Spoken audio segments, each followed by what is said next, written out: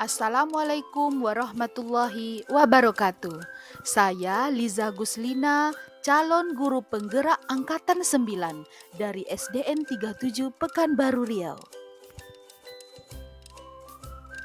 Kesimpulan dan refleksi pemikiran Ki Hajar Dewantara.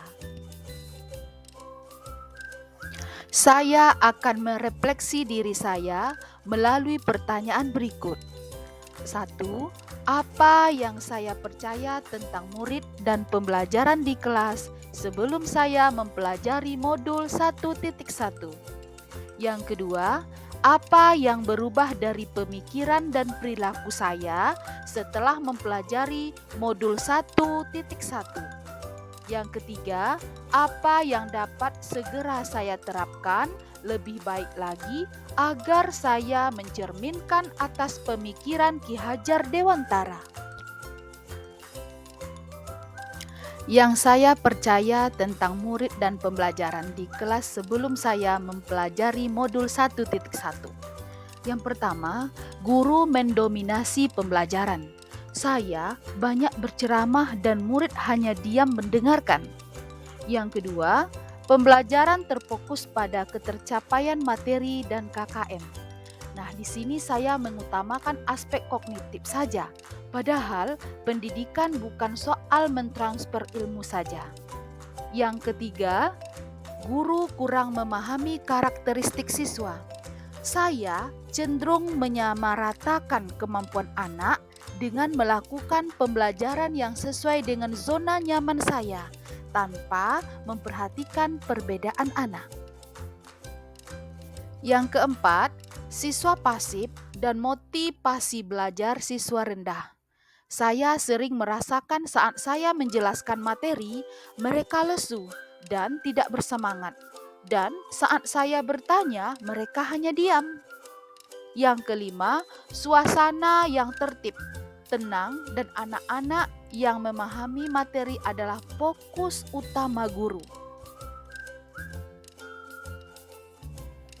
Berikut gambaran sebelum mempelajari modul 1.1, kegiatan belajar mengajar di kelas.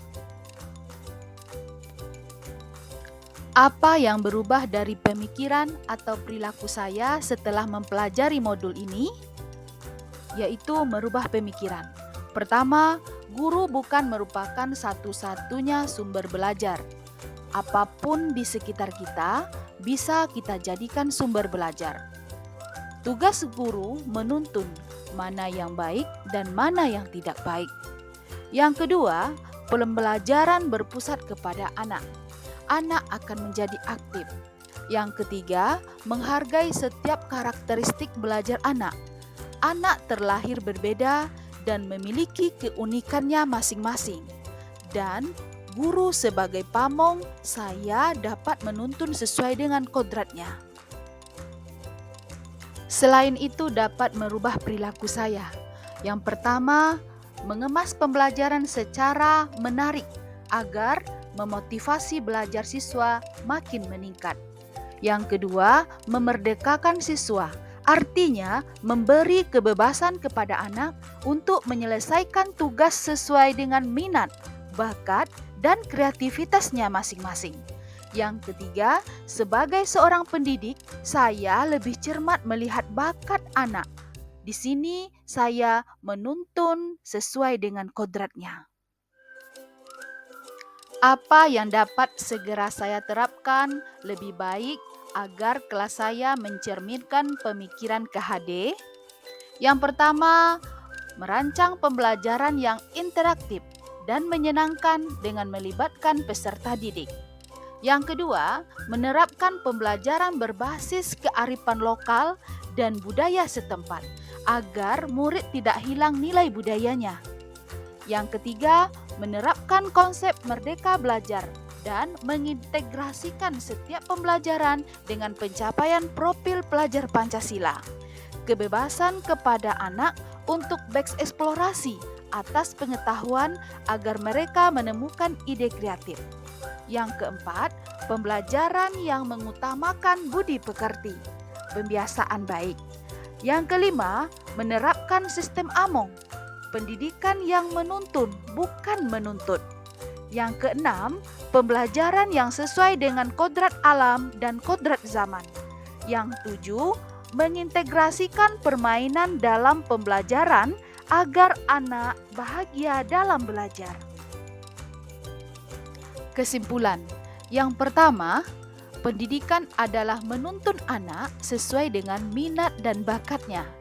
Yang kedua, pendidikan bukan hanya ilmu akademis saja, tetapi perlu menanamkan budi pekerti yang baik kepada siswa. Yang ketiga, pendidikan sejatinya adalah berhamba kepada siswa. Di sini guru diminta untuk lebih ikhlas. Demikianlah kesimpulan dan refleksi modul 1.1 saya. Sekian dan terima kasih. Salam dan bahagia. Assalamualaikum warahmatullahi wabarakatuh.